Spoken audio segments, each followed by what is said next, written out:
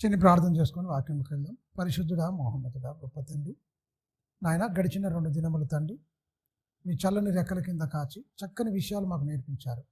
ఈ 3వ దినములో కూడా తండ్రి మాకు తోడుగా ఉండి విలువైన సంగతులు మాకు నేర్పించండి. నీ ఆత్మ సహాయము నడిపింపు మాకు అనుగ్రహించమని నిండు మనసుతో వేడుకుంటూ నీ దయగల హస్తాలకు నీ బిడ్డలమైన మమ్మల్ని మేము అప్పగించుకుంటూ కుడి వచ్చిన నీ బిడ్డలందరినీ కరుణ హస్తాలకు అప్పగించుకుంటాం తండ్రి. చెప్పబోతున్న ప్రతి మాట విని విడిచిపెట్టి వారం కాకుండా తండ్రి వినగల చెవును గ్రహించగల మనసును దయచేయండి. చెప్పబోతున్న నన్ను మరుగుపరిచి సూటిగా నాతో మా అందరితో మీరే మాట్లాడమని నిండు మనసుతో వేడుకుంటూ క్రీస్తు నామాన్ని ప్రార్థన అడుగుతున్నాం తండ్రి, ఆమేన్. అందరికీ ప్రభునామన వందనాలు, క్రీస్తుల శుభాలు. మంచిదండి. మనం మాట్లాడుకున్న రీతిగా అవమానాలకు కృంగిపోయి అపవాదికి చోటీయకుడి అన్న దాని మీద మొదటి రోజు యేసుక్రీస్తుని ఎలా అవమానించారు, ఎలా చెంపదెబ్బలు కొట్టారు, ఎలా ఇబ్బంది పెట్టారు, అయినా కూడా ఎక్కడా అపవాదికి చోటు ఇవ్వకుండా తండ్రి సంకల్పాన్ని తన తండ్రి చిత్తాన్ని సంపూర్ణంగా నెరవేర్చి ప్రతి ఒక్కరిని కొట్టిన వారిని చంపేవారిని సైతము క్షమించే గుణం అనేది క్రీస్తులో చూసాం మనం. 2వ రోజులో యోబు గారి జీవితం ఎలా ఉన్నాడు, ఎలాంటి అవమానాలు ఎంత ఇబ్బంది ఉన్నా అపవాదికి మాత్రం చోటు ఇవ్వకుండా అవమానాలకు కృంగిపోకుండా దేవుడా నన్ను ఇలా ఎందుకు చేశావని ఏమాత్రం ప్రశ్నించకుండా చక్కగా మరి దేవుని నోటి మాటలతో కూడా తప్పు చేయకుండా తన్ను తాను దేవునికి ఎలా సరెండర్ అయి అప్పగించుకున్నాడో దేవుడు ఖచ్చితంగా శిక్షిస్తే ఆ శిక్షణకు ఖచ్చితంగా మరి తనను తాను యోబు గారు దేవునికి అప్పగించుకున్న సంగతులు మనం చూసాం. ఈరోజు కూడా అపోస్తుల గురించి కొంతమంది ప్రవక్తల గురించి కూడా మనం చూద్దాం. అవమానాలకు కృంగిపోయి అపవాదికి చోటు ఇవ్వకూడదు అన్నది, వాళ్ళు ఎలా ఉన్నారు, వాళ్ళన్నిటిని ఎలా అధిగమించారన్నది మనం ఆలోచిద్దాం. ఒకసారి చూడండి, అపోస్తుల కార్యములు 5వ అధ్యాయం. ప్రారంభ తొలినాళ్ళలోనే సంఘము ఏర్పడినది, సంఘ స్థాపన జరిగింది. జరిగినప్పుడు ఎంత భయంకరమైన పరిస్థితి వచ్చింది, ఎంత ఇబ్బంది పడరో చూడండి. ఎలా కొట్టిరో చూడండి. మత పిచ్చి పట్టిన వాళ్ళు అవమానించడం వేరు, కానీ కొట్టడం అంటే భయంకరమైన పరిస్థితి. చూడండి, 40 నుంచి వెళ్ళి మనం చూద్దాం. 5వ అధ్యాయము, అపోస్తుల కార్యములు 5వ అధ్యాయము 40 వచనం నుంచి వెళ్ళి 42 వచనాలు మనం చదువుకుందాం. చూడండి, వారు అతని మాటలకు సమ్మతించి అపోస్తులను పిలిపించి కొట్టించి యేసు నామమును బట్టి బోధింపకూడదనియో ఆజ్ఞాపించి వారిని విడుదల చేసిరి. ఆ నామము కొరకు అంటే యేసుక్రీస్తు నామము కొరకు అవమానం పొందుటకు పాత్రులమని ఎంచబడినందున వారు సంతోషించుతూ మహాసభ ఎదుట నుంచి ఏమైపోయారు, వెళ్ళిపోయారు. ఆనందిస్తున్నారు, సంతోషిస్తున్నారు. పాత్రులము అంటుండే చూడండి. ఏమిటికి మీరు గమనించండి. ఘనత, కిరీటాలు, దండలు, సన్మానాలు, సత్కారాల, అవమానాలండి. అవమానాలు, కొట్టడాలు భయంకరంగా. మీరు గమనించండి. కొట్టడము, అవమానం. అలా ఏమైనా తప్పు చేశారా? సమాజాన్ని వంచిస్తున్నారా? మోసం చేస్తున్నారా? ఏం చేస్తున్నారండి వాళ్ళు? ఏమైనా చేస్తున్నారా?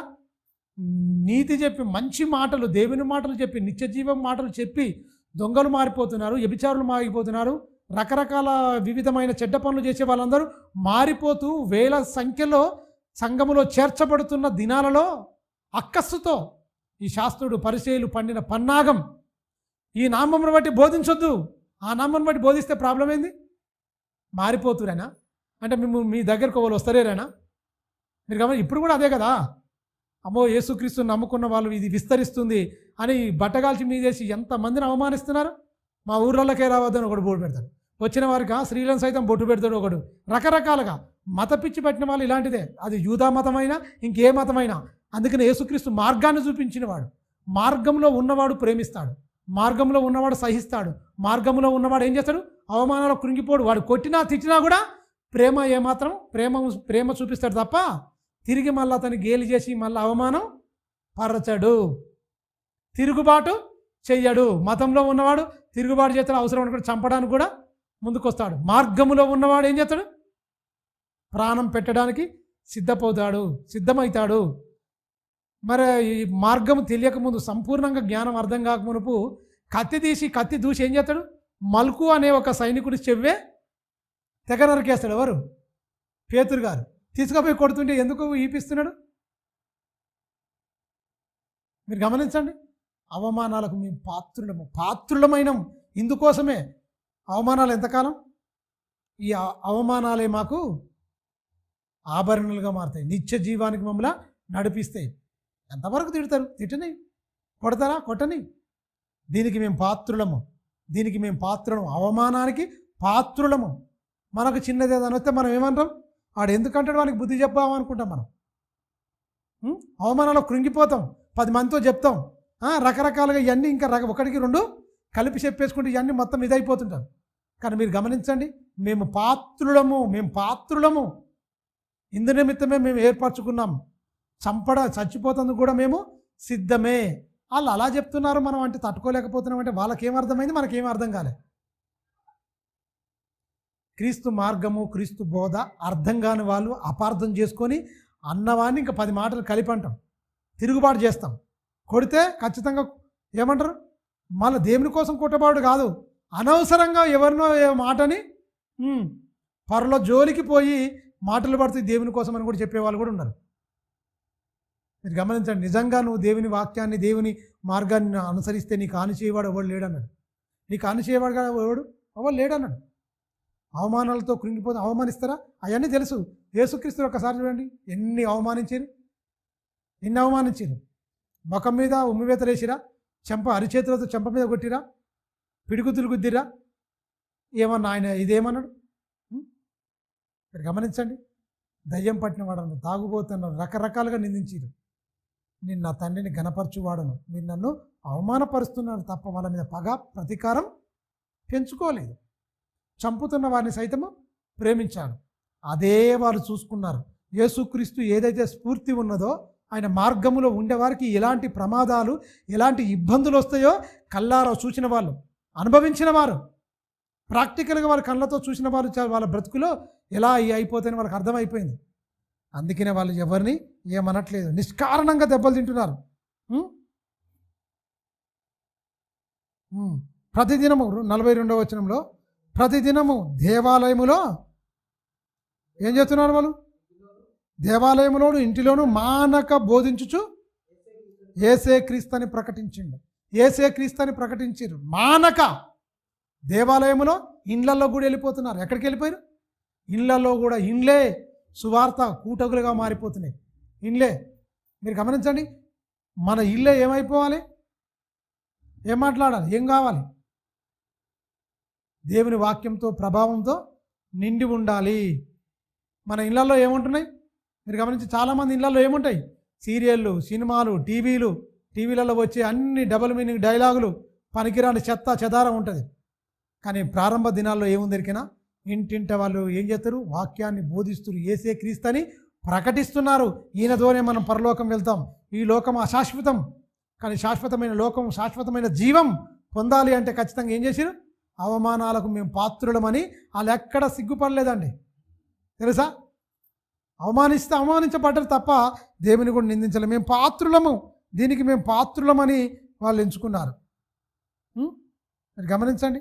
అందుకని 38వ వచనంలో కూడా చూడండి, ఇదే 5వ అధ్యాయం 38లో కూడా మంచి మాట ఉంటుంది. కాబట్టి నేను మీతో చెప్పినది ఏమనగా, నీ మనుషుల జోలికి పోక వారిని విడిచిపెట్టుడి. ఈ మాట ఎవరు చెప్తున్నారు కదా? గమలీయేలు అనే ఒక ఆయన యూదుడు ఉన్నాడు.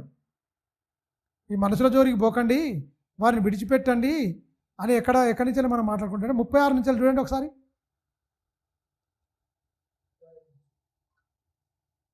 35 నుంచి కూడా మనం మాట్లాడుకున్నాం. బాగా ఉంటుంది. ఇశ్రాయేలారా, ఈ మనుషుల విషయమై మీరేమి చేయబోచున్నారో జాగ్రత్త సుమండి. ఈ దినములకు మునుపు దూదాలేసి తాను ఒక గొప్పవాడని చెప్పుకొను. ఇంచుమించు 400 మంది 400 మంది మనుషులు వానితో కలుసుకొని వాడు చంపబడెను. వారు లోబడిన వారంతా చెదిరిపోయిరు. మొత్తం చెట్టు కూడా పుట్ట కూడా వెళ్ళిపోయాడు. 400 మంది 400 మంది అండి వాంతో ఉన్నారు. తూదా అనేవాడు ఉన్నాడు. ఆడు లేచిండు, ఖచ్చితంగా నేను గొప్పవాడిని అని చెప్పుకున్నాడు. అన్నీ అయిపోయినాయి. ఆడు చంపబడ్డాడు, అందరు చెదిరిపోయారు. వానికి తర్వాత జనసంఖ్య దినములలో గలిలేయుడైన యూదా అను ఒకడు వచ్చి ప్రజలను తనతో కూడా రోమా ప్రభుత్వం మీద తిరుగుబాటు చేయవలనని ప్రేరేపించను. వాడు కూడా నశించను. వానికి లోబడిన వారందరూ చెదిరిపోయి ఒక లేచిన అందరూ అయిపోయింది. ఈ 38లో వచ్చి చెప్తుండ్రండి. కాబట్టి నేను మీతో చెప్పినది ఏమనగా, ఈ మనుషుల జోలికి పోక వారు విడిచిపెట్టుడి. ఈ ఆలోచన అయినను ఈ కార్యమునైనను మనుషుల వల్ల కలిగినదాయనా అది వ్యర్థమగును. ఖచ్చితంగా అది దేవుని వలనే కలిగినదాయనా. మీరు వాన్ని వ్యర్థపరచలేరు.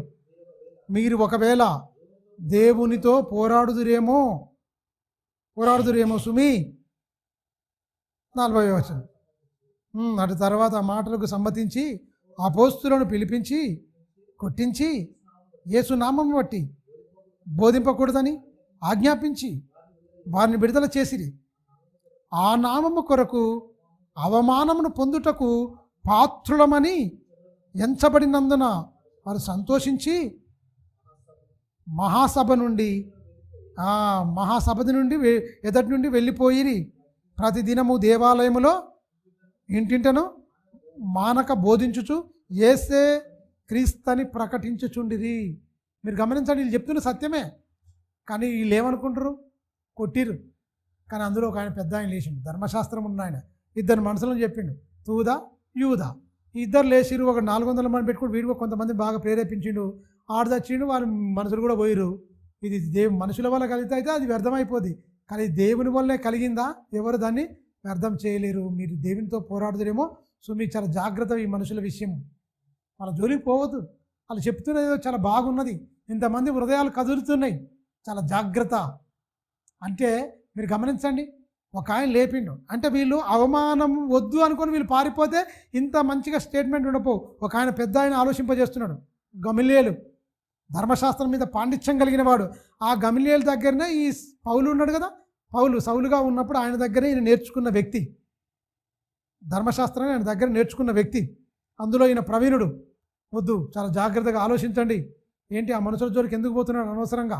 మళ్ళీ చెప్పేది మోసం కాదు, వ్యతిరేకం కాదు, చాలా జాగ్రత్తగా చెప్తున్నారు. మొత్తం వాక్యం చెప్తున్నారు అన్న దాని మీద చెప్తే వాళ్ళు చెప్పాలి, ఆయన లేవాలి అంటే వీళ్ళు అవమానపడుతున్నారు.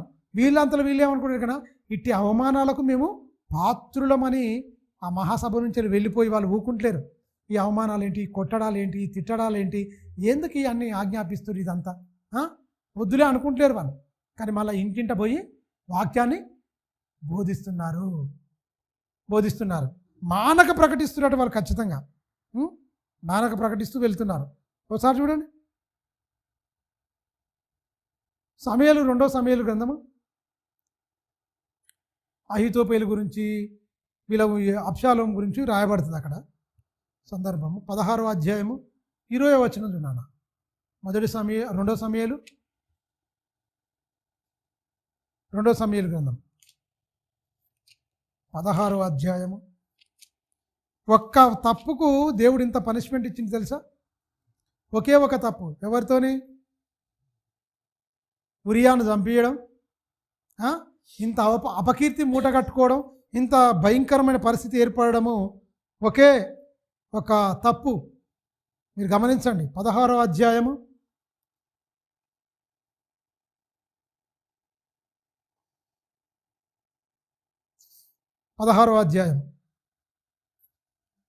2వ సమయాలు 16వ అధ్యాయం 20వ వచనం.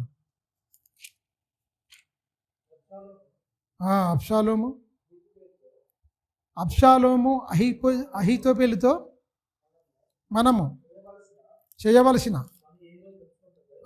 పని ఏదో తెలుసుకున్నటకై ఆలోచన చేద్దాము రమ్మనగా, అహీతోపేలు నీ తండ్రి చేత ఆ ఇంటి కావలి ఉంచబడిన, ఈయన అరణ్యంలోకి వెళ్ళిపోయిండు, ఉపవాసనలు ఇక్కడనే ఇంటి దగ్గర పెట్టి ఈయన పారిపోయిండు. సంపదని తెలిసిన తర్వాత దావీదు గారు వెళ్ళిపోయిన తర్వాత ఈ దుర్మార్గుడు ఎలాంటి పనికి మాలిన సలహాలు ఇస్తుంది చూడండి. అహీతోపేలు అవమానపరచాలని, అహితోపేలు నీ తండ్రి చేత ఇంటికి కావలి ఉంచబడిన ఆ ఉపపత్ని యొద్దకు నీవు పోయిన ఎడల నీవు నీ తండ్రికి అసహ్యుడవైతివనియు ఇశ్రాయేలు అందరూ తెలుసుకుందరు. అప్పుడు నీ పక్షమున ఉన్నవారందరూ ధైర్యం తెచ్చుకుందరని చెప్పాను. కాబట్టి మేడ మీద వారు అబ్షాలోమునకు గుడారం వేయగా ఇశ్రాయేలు అందరికీ తేయినట్టుగా అతడు, మీరు గమనించండి ఎంత భయంకరమైన తప్పు, ఇంతకంటే అవమానమా, ఎలాంటి దుర్మార్గపు గుడి కట్టిండు. అందుకనే వీని కోరిక సఫలం కాకపోతే అహితోపేలు ఉరిపోసుకొని చచ్చిపోతాడు. వీడు ఇంటికి పోయి వానంతలాడే ఉరిపోసుకొని చచ్చిపోతాడు. ఒకసారి సమ్మతిస్తాడు, ఇంకోసారి సమ్మతించాడు. దావీదు దగ్గర నమ్మిన బంట ఒకడు వస్తాడు, వచ్చి ఇది సమ్మతించకపోతే నా మాట నెరవేరలేదని పోయి వీడే ఉరిపోసుకొని చచ్చిపోతాడు అహితోపేలు.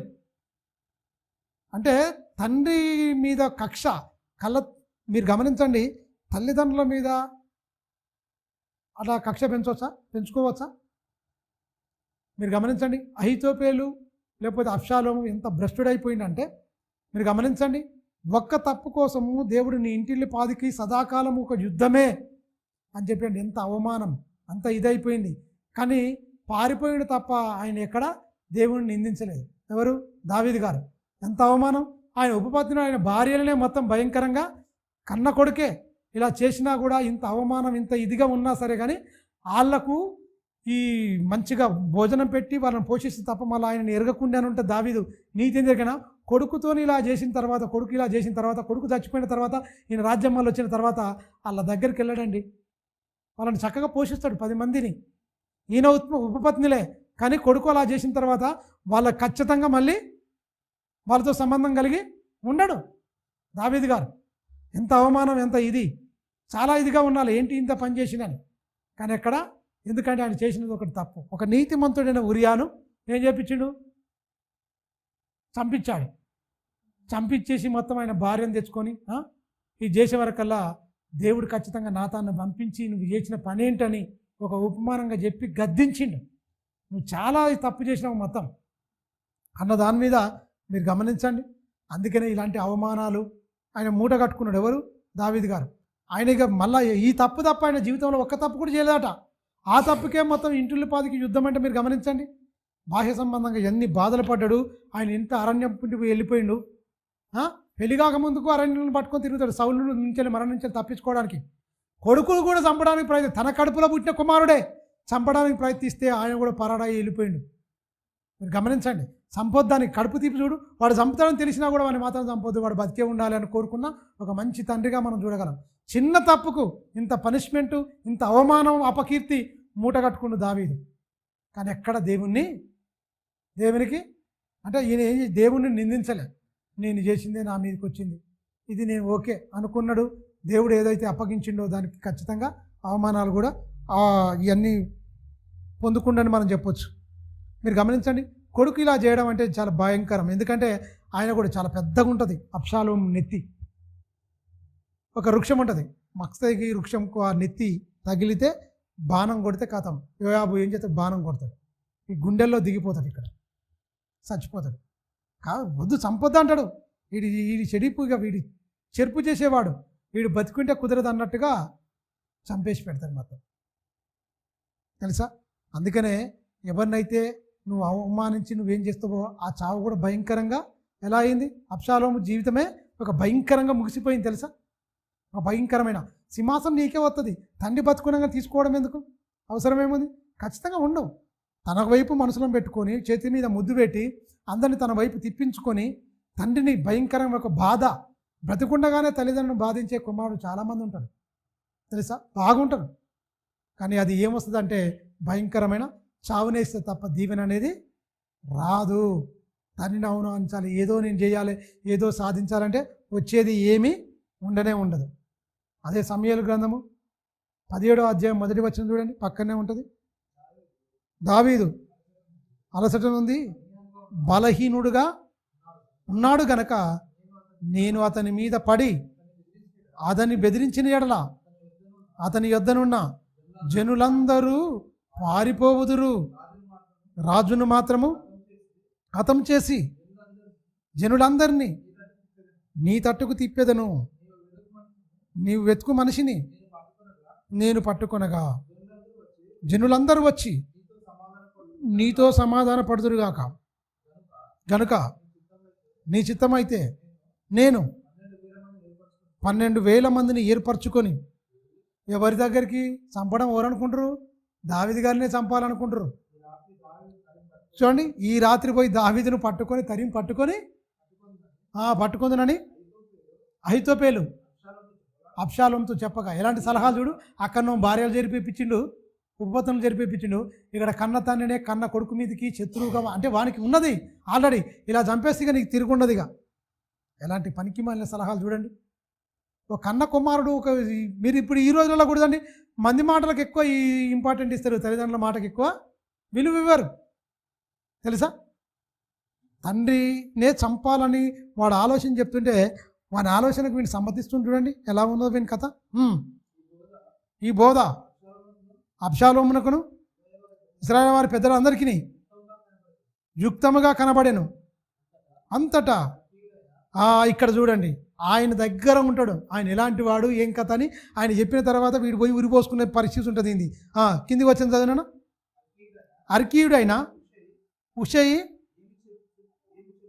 ఏము చెప్పునో మనం విన్నట్లు అతనిని పిలిపిందుమని అబ్షాలోము ఆజ్ఞయ్యగా, ఉషయి అబ్షాలోము యొద్దకు వచ్చి, అబ్షాలోము అహీతోపెలు చెప్పిన ఆలోచనకు అతనికి తెలియజేసి, అతని మాట చొప్పున మనము చేయుదమా చేయకుందుమా, నీ ఆలోచన ఏమైంది చెప్పు అని అంటారు. అడగగా ఉషయి అబ్షాలోముతో ఇట్లనెను, ఈసారి చూడండి ఏమంటుండు చూడండి, ఈసారి చెప్పిన ఆలోచన మంచిది కాదు, వద్దు. ఎవరు అభిషేకించారు? దేవుడు అభిషేకించిండు. ఎవరిని? దేవుడు అభిషేకించండు. దేవుడు అభిషేకించిన మనిషి మీద నువ్వు తిరుగుబాడితే నీకు వచ్చేది ఏంటి? చావు వస్తుంది. అందుకనే దావీదు గారు మీరు గమనించండి, అవకాశం వస్తుంది ఎవరిని చంపడానికి? సౌలుని చంపడానికి అవకాశం వస్తుంది. ఓసారి చెంగుని తీసుకొని పోతే, ఒకసారి నీలబుడ్డి అవన్నీ ఉంటుంది కదా, నీలబుడ్డి పెట్టుకొని పండుకొని పోతుంటాడు. ఆయన 2 సార్లు అవకాశం వచ్చినా కూడా ఆయన చంపడు. ఈడతో గుండెలో దింపేస్తే అయిపోద్ది. వద్దొద్దు. దేవుడు అభిషేకించిన వాడిని నేను అలా చేయకూడదు. అంటే ఒక గౌరవం, ఒక ప్రేమ ఉన్నది. అంటే దేవుడిని అభిషేకించిన వారిని ఎవరినన్నా ముట్టిరనుకోండి, దేవుణ్ణి ముట్టినట్టే. దేవునితో ఇక యుద్ధం అట్లుంటుంది. ఇక అందువల్ల ఇక్కడ ఏమంటుండు, అది వద్దు అని చెప్తుండు. ఈసారి ఇది మంచిగా లేదని చెప్తున్నా. ఈసారి అహీతోపెలు చెప్పిన ఆలోచన మంచిది కాదు. నీ తండ్రియు అతని పక్షమున ఉన్నవారు, మీరు గమనించండి, మహాబలాధ్యులనియు అడవిలో పిల్లలు పోగొట్టుకున్న ఎలుగు బంటి వంటి వారై రేగిన మనసుతో ఉన్నారనియు నీకు తెలియను. వాళ్ళు ఏమైందంటే, ఇప్పుడు నువ్వు అక్కడ పోయి నిమ్మలంగా ఉండకానే ఉండి అయిపోయింది. పొర్రపాట నువ్వు వెళ్ళిపోయినావో, పిల్లలు పోగొట్టుకున్న ఎలుగుబంటి ఎంత క్రోధంతో, ఎంత రేగిన మనసుతో ఉంటుందో, మీరు పోయిన తుక్కు చంపి పడేస్తారు. వాళ్ళు చాలా బలవంతులు, బలాజ్యులు. ఏంటి పనికిమాలిన సలహా? ఈ ఉన్న 12,000 మంది పోయినా ఆయన దగ్గర 400 మంది ఉన్నా సరే, 400 మంది సైతం ఈ 12,000 మందిని నరికి పడేస్తారు. మొత్తం తుక్కు చేసేస్తారు. మొత్తం ఎలుగుబంటి పిల్లలు పోగొట్టుకుంది ఎలా ఉంటుంది? ఇక వెనక ముందు చూసేది ఏముండదు కదా, అది మనసు చెరగిందా ఈ ఒక బంటితో పోలుస్తుండు. అలాంటి మనసు గలవారైన సుమా, ఏం వెనక ముందు ఏం చూడరు. మనసు అసలే కృంగిపోయి ఉంది. వాళ్ళను మొత్తం ఇది అయిపోతుంది, వద్దు అన్న దాని మీద చెప్తుండు. చూడండి, యోహు నీ తండ్రి, చూడండి ఏమంటుండు, నీ తండ్రి కూడా ఎలాంటి మామూలు వ్యక్తి అనుకుంటున్నావా? నీ తండ్రి యుద్ధమున ముందు ప్రవీణుడు. అతడు, మీరు గమనించండి, అతడు జనులతో కూడా బస చేయడు. అతడేదో ఒక గృహయందు, ఏ స్థలమందు దాగి ఉండడు. కాబట్టి మీ వారిలో కొందరు యుద్ధ ఆరంభమందు ఏమనుకుంటారు? తూలగా చూసి జనులు వెంటనే ఆ సంగతిని బట్టి అబ్షాలోము పక్షముగా ఉన్నవారు ఓడిపోయేదని చెప్పుకుందరు. చూడండి ఇక్కడ ఏమంటాడు, నీ తండ్రి మహాబలాజ్యుడు 10వ వచనంలో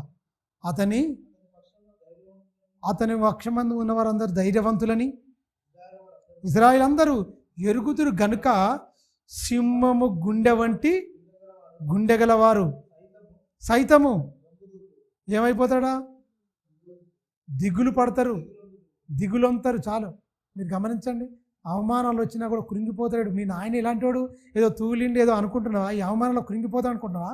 సింహము గుండెవాడు ఉంటే గుండె ఎలా ఉంటుంది? సింహం కొదవ సింహాలు కనుక భూమి మీద అది గర్జన చేస్తే అడవిలో ఉన్నాయి మొత్తం గజ గజ గజ గజ వణుకుతుంటుంది. సింహము వంటి వాడు, సింహము గుండె వంటి వాడు భయపడతాడా, ఏదో గృహలో పోయి దాచుకుంటాడు అనుకుంటున్నావా? ఆయన అలాంటి వాడు కాదయ్యా బాబా, ఆయన గురించి నీకు తెలియదు, నాకు తెలుసు, వచ్చిన వాళ్ళని మొత్తం వేస్తాడు, మీరు సైలెంట్గా ఉంటే చాలా మంచిది అన్న తర్వాత ఇది వానికి నెరవేరకపోతే పోయి అహితోపేలు ఉరిపోసుకొని చచ్చిపోతాడు. అవమానానికి ఎవడు ఈ తట్టుకోలేక ఉరిపోసుకొని చచ్చిపోయాడు అహితోపేలు. కానీ అవమానాన్ని కూడా ఈయన బలంగా తీసుకొని అసలు ధైర్యంగా ఉన్నాడు. ఎవరు కృంగిపోలేదు, ఎవరు దావీదు కృంగిపోలేదు. కానీ చిన్న అవమానం వచ్చే వరకల్లా అహితోపేలు ఏమైంది, ఆయన మాట నెగ్గలే, అంతే, నా మాట గెలవలేదు అనేది పోయి ఉరిపోసుకొని చచ్చిపోయాడు. నా మాట నెగ్గలేదు ఈడా, ఆయన మాటకి ఇంపార్టెన్స్ నా మాట కాదు, వీనంతలో వీడపోయి ఉరిపోసుకొని చచ్చిండు. సుననేది ఇక్కడ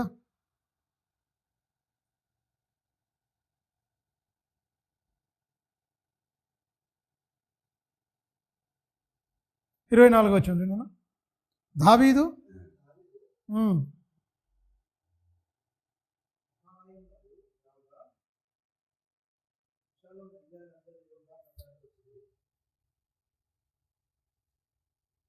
రాజ్యం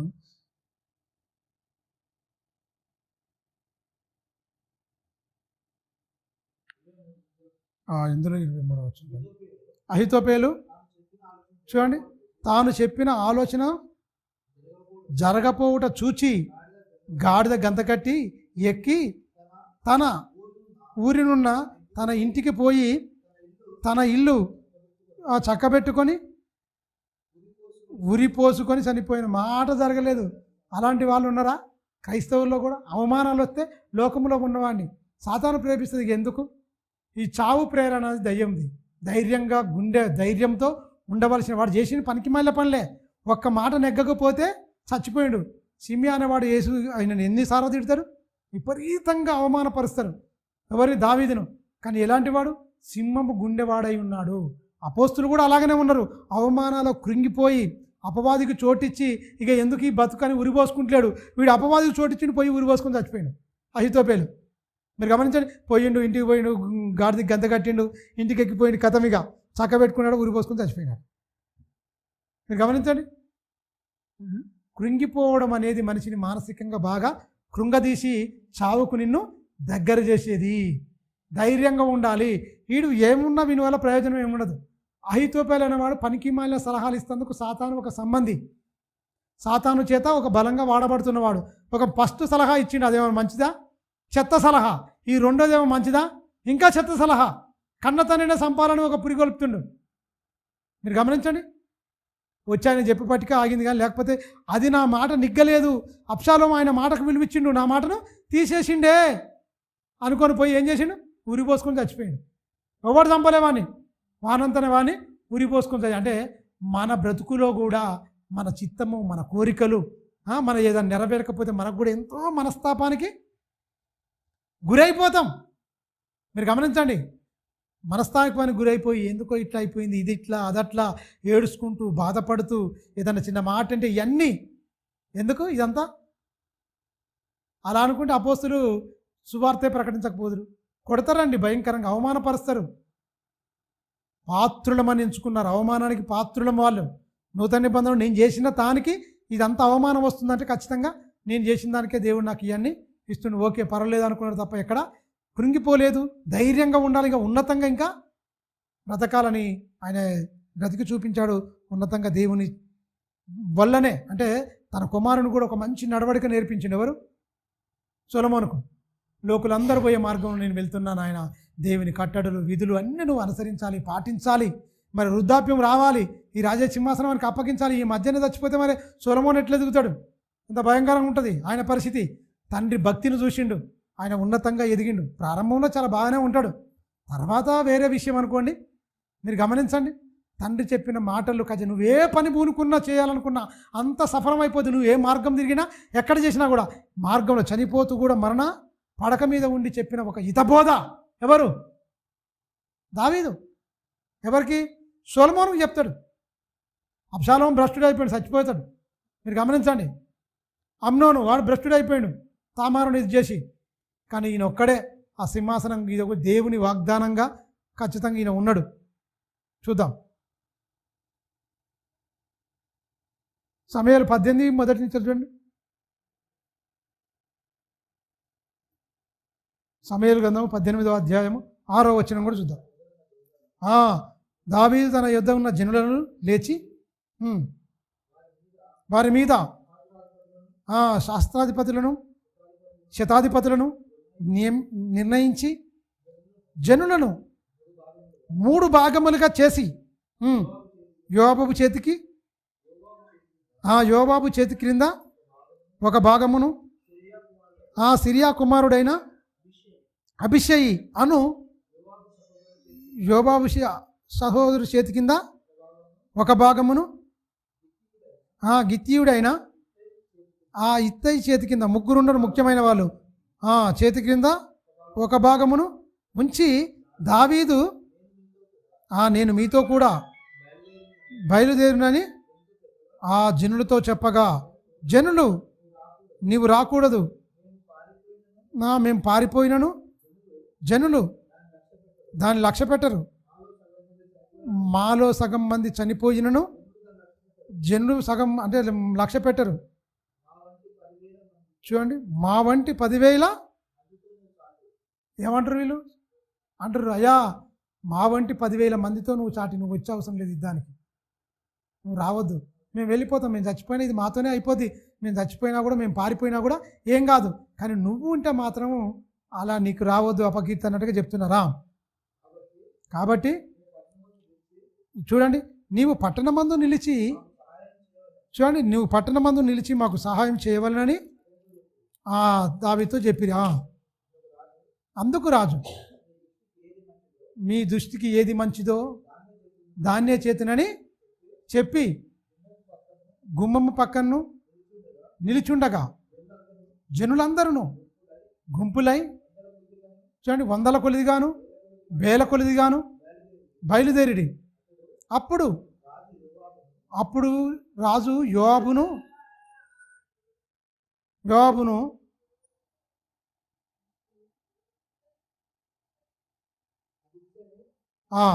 యోవాబును అభిషేని ఇత్తయిని పిలిచి, నా నిమిత్తము ఎవ్వరుడైన అబ్షాలోమును దయచూపుడని ఆజ్ఞాపించాను. అంటే ఇన్ని ధర్మినా వీళ్ళు 3 విభాగాలు వెళ్ళిపోయారు, వాడిని ఏముంచాం వేసేస్తాం అయిపోద్ది, నువ్వు మాత్రం ఇక్కడనే ఉండు, మేము పోయి మొత్తం పని కానించుకొస్తామని చెప్తారు. చంపేస్తాం అనుకుంటాం. అంటే ఏమనుకో, దయచేసి వాడిని మాత్రం చంపకండి. తండ్రి ప్రేమ చూడండి, ఈలో చంపుతందుకు పోతారు. మీరు గమనించండి, ఇత్తే కానీ యోవాబు కానీ మీరు గమనించండి, వీళ్ళందరూ మేము వెళ్ళిపోతాం నాయన, మేము వేసేస్తాం మొత్తం అన్నప్పుడు దయచేసి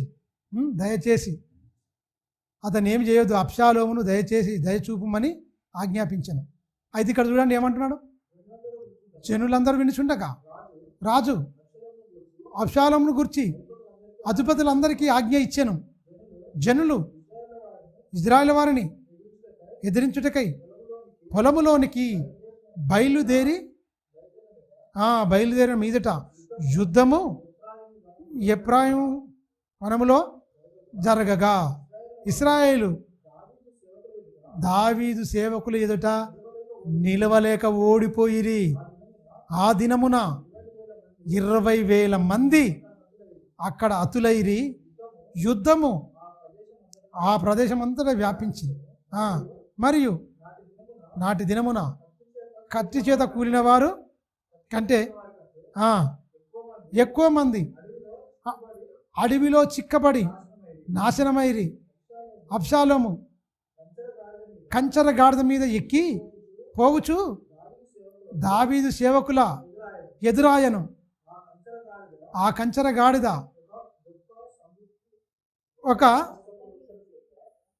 గొప్ప మస్తకి వృక్షము యొక్క చెట్టు కొమ్మల క్రింద పోయినప్పుడు, అంటే మస్తకి వృక్షం అనేది ఒకటి ఉంది, చెట్టు ఉంది. ఈయన కంచరగాడి వెళ్తుంది. ఈయన నెత్తి ఎలా ఉంటుంది? చాలా పెద్దగా ఉంటుంది. ఆ మక్షపు వృక్షం ఏంటిది అనేది మన ఉంటుందిగా, పరికంప ఎలా ఉంటుంది, చెట్టు ఉంటుందిగా, అది ఎలా చుట్టుకుంటే ఎలా మొత్తం తడుతుందో చాలా భయంకరంగా ఉంటుంది. అది అలా తట్టుకున్న వరకల్లా చెట్టుకు వేలాడుతుంది మనవాడు. ఎవరు? గాడిద పరిగెత్తింది, చెట్టుకి వేలాడుతుంది, భూమికి ఆకాశానికి మధ్యన వేలాడుతుంది. ఎలా వరకలు ఏమైంది చూడండి నేను పని. అవమానించి తండ్రి మీదనే తిరుగుబాటు చేసి ఎంత క్రూరమైన చావు చచ్చిండో మనం చూస్తే అర్థమైపోదా. అతని తల చెట్టుకు తల్లుకొనినందున అతడు ఎత్తబడి ఆకాశమునకును భూమికిని మధ్యన వేగలాడుచుండెను.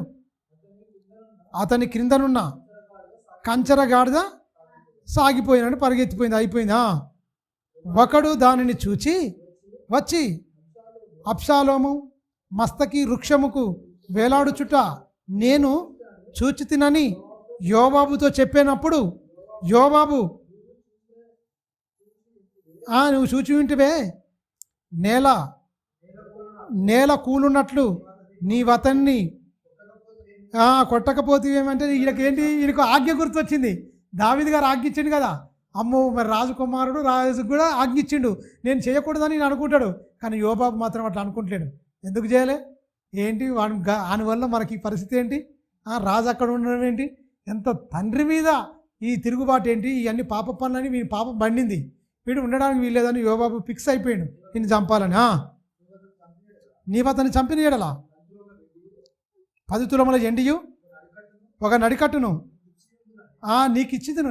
నేను ఇప్పుడు ఉన్న టీంకు మొత్తం ఈయన పెద్దోడు యోబాబు. ఆయన కింద ఇంతమంది ఉన్నారు.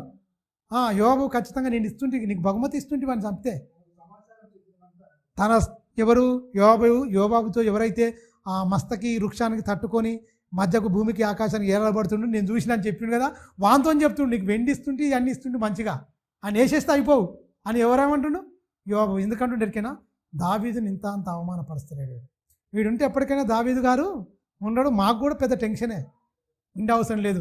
అవమానాలు దిగమింగుకొని సరైన టైంకు చూసి మామూలుగా చంపుతాడు. చూడండి ఏమంటుండే ఇక. అందుకు వాడు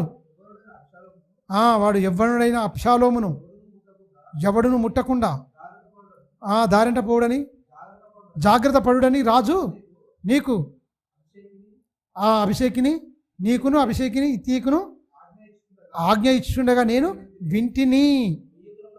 1000 తులముల వెండి నా చేతిలో పెట్టినను. ఎంత రెస్పెక్ట్ చూడు. అయ్యా నువ్వు 1000 తులముల వెండి పెట్టినా ఇంకేమి ఇచ్చినా కూడా రాజు మాటే నాకు శిలాశాసనం. రాజు చెప్పింది కనుక నేను చెయ్యను. విధేయత చూడండి. రాజు చెప్పినా కూడా నేను చేయను. ఆయన అంటే బాగానే ఉండు, నువ్వో అంటున్నావు, కానీ రాజు చెప్పినప్పుడు నేను విన్నా, మీ ముగ్గురితో చెప్పినప్పుడు నేను విన్నా, నేను మాత్రం ఆ పని చేయను అంటుంటే ఏమంటుండు చూడండి.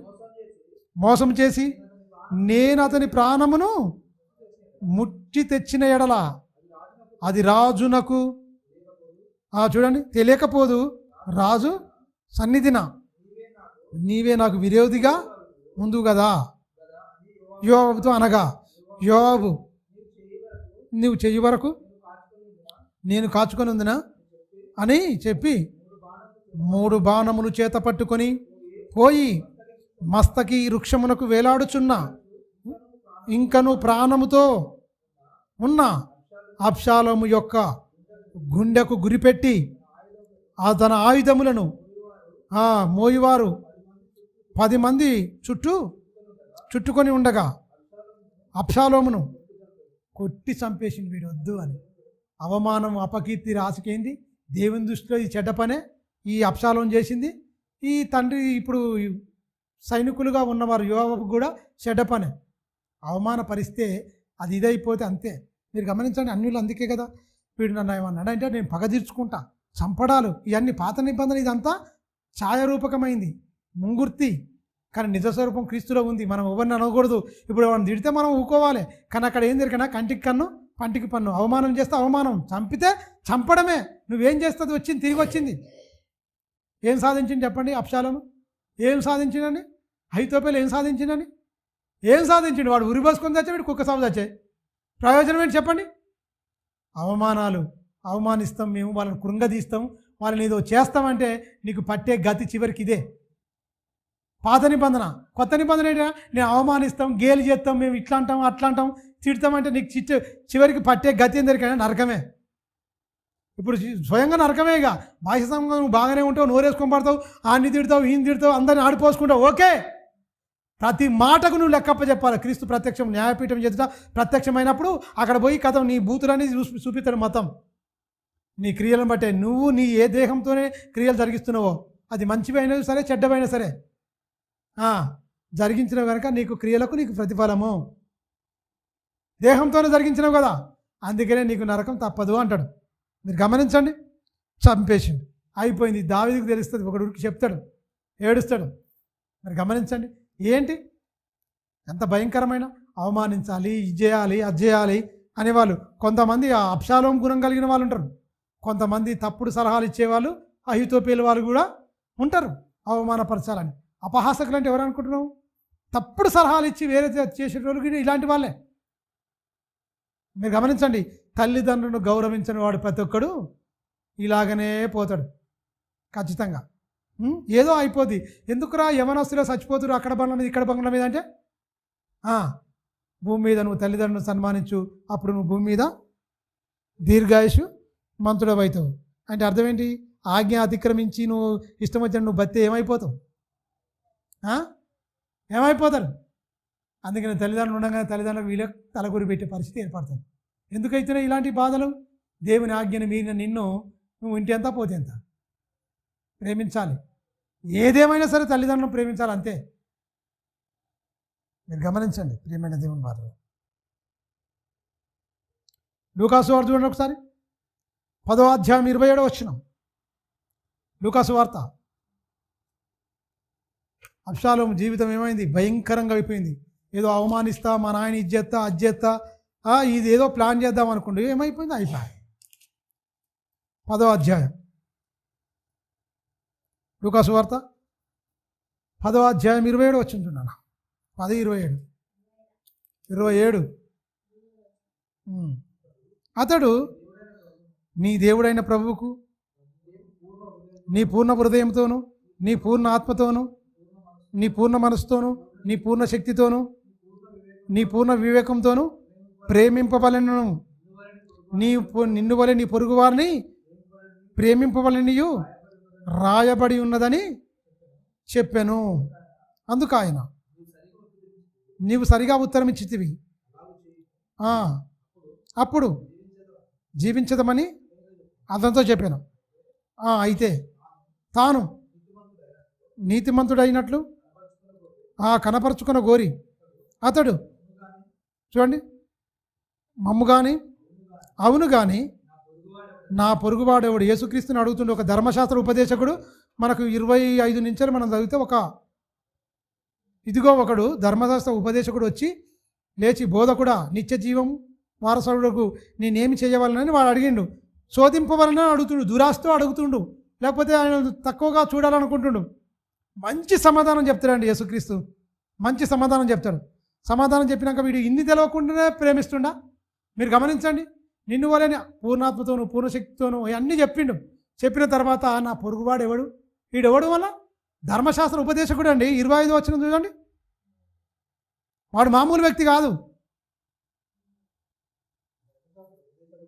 ఇదిగో ఒకడు ధర్మశాస్త్ర ఉపదేశకుడు లేచి, బోధకుడా నిత్య జీవమునకు వారసుడగుటకు నేనేం చేయవలెను ఆయనను శోధించుచు అడిగాను. అందుకు ఆయన, ధర్మశాస్త్రమంతా ఏమి రాయబడి ఉన్నది, నీవేమి చదువుచున్నావని అతన్ని అడగగా, అతడు నీ దేవుడైన ప్రభువును పూర్ణ హృదయంతోనూ, పూర్ణ మనసుతోనూ, నీ పూర్ణ శక్తితోనూ, నీ పూర్ణ వివేకంతోనూ ప్రేమింపవలెనని నిన్ను వలె నీ పొరుగువాన్ని ప్రేమింపవలని రాయబడి ఉన్నదని చెప్పాను. అందుకు ఆయన, నీవు సరిగా ఉత్తరం ఇచ్చితివి, అలాగు చేయము, అప్పుడు జీవించదమని అతనితో చెప్పాను. అయితే చూడండి, వాడు అంటూ ధర్మశాస్త్ర ఉపదేశకుడు చెప్పుండు, తాను నీతిమంతుడు అగినట్టు కనపరుచుకున్న గోని అతడు అవును కానీ నా పొరుగువాడు ఎవడని ఇన్ని రోజులు చెప్తున్నది. అంతేనా? పొరుగువాడు ఎవడో తెలియకనే చెప్తురా? మీరు గమనించండి, ప్రేమ లేకుండానే వాక్యం చెప్పేవాళ్ళు చాలామంది ఉన్నారు. క్షమించే గుణం లేక, క్షమించే గుణం ఉండదు కానీ క్షమ గురించి చెప్తుంటారు. ప్రేమించే గుణం ఉండదు అయినా ప్రేమించలేరు. అంటే ఈ ధర్మశాస్త్రకు ఉపదేశకులు చచ్చిపోయారు ఎప్పుడో, కానీ అలాంటి క్యారెక్టర్ కలిగి బతికే బోధకులు ఈరోజు మన మధ్యనే ఉన్నారు. పగతో రగిలిపోతారు, మనుషులను మొత్తం ఇచ్చేస్తుంటారు. మొత్తం ధర్మశాస్త్ర ఉపదేశకుడు తెలియకనే వాక్యాన్ని బోధిస్తూ పొరుగువాడు ఎవడో తెలియకనే చెప్పుకుంటూ ఇది చేస్తుండు. యేసుక్రీస్తునే శోధించడానికి ఇదైపోయిండు. మీరు గమనించండి, అలాంటి వాళ్ళు ఎంతమంది లేరు? శోధించడం అంటే ఏంటి? తక్కువగా చూడడం అన్నమాట. యేసుక్రీస్తు అండి ఎలాంటి వాడు? ఆయన దగ్గరికే వచ్చి వీడు ఏమంటుండు? శోధిస్తుండు, కానీ ఉన్నతమైన మాటలు చెప్పిండు. కింది వచ్చిన చూడండి ఏమంటున్నాడు.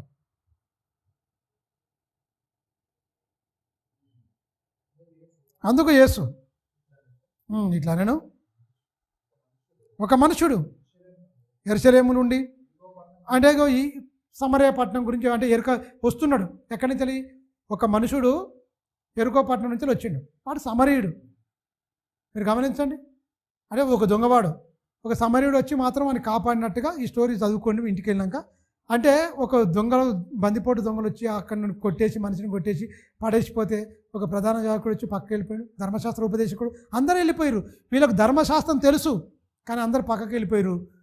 ఒక సమరయుడు మాత్రం వచ్చి అతని ఇంటికి తీసుకెళ్ళి పుటకునంతో పెట్టి దేనారములు ఇచ్చి అన్నీ మంచిగా గాయము కట్టి అన్నీ స్టోరీ ఇదంతా. ఇందులో ఎవడు పొరుగు వాడని లాస్ట్కి అడుగుతాడు.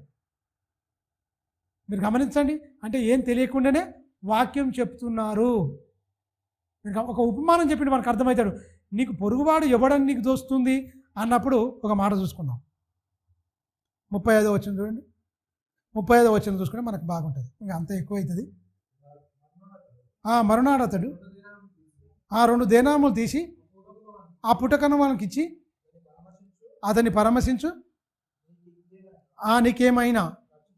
నీవు ఇంకేమైనా అతనికి ఖర్చు చేసిన ఎడల నేను మరలా వచ్చినప్పుడు అది నీకు తీర్చేదనని అతనితో చెప్పాను. కాగా దొంగల చేతిలో చిక్కిన వానికి ఈ ముగ్గురులో ఎవడు పొరుగువాడాయనని నీకు తోచుచున్నది అని యేసుక్రీస్తు అడుగుతుండు. అతన్ని అడగగా అతని మీద జాలి పడిన వాడే ఆయన. అంటే జాలి నీకు ఉండాలి, అంటే వాక్యం చెప్పడానికి జాలి ఉండాలి. లేదు, ధర్మశాస్త్ర ఉపదేశకుడు చెప్పేవాడు లేడు, లేవీడు లేడు, ఎవరు లేడు. కానీ సమరయుడికు పడ్డాడు. అందుకనే మంచి సమరయుడు అని పాట పాడతారు కదా. మీరు గమనించండి, ఒక సమరయుడు గంక వచ్చి తను పరామర్శించిండు. కానీ మిగతా వాళ్ళు దేవుని వాక్యం తెలుసు అనుకున్న వాళ్ళు లేదు, బతకలేదు.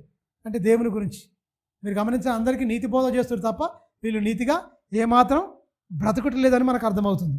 ఇంకోటి చూడండి, మత్తయి సువార్త 5వ అధ్యాయము 11-12 వచనాలు చూడండి. యేసుక్రీస్తు చెప్తున్న మంచి మాటలు.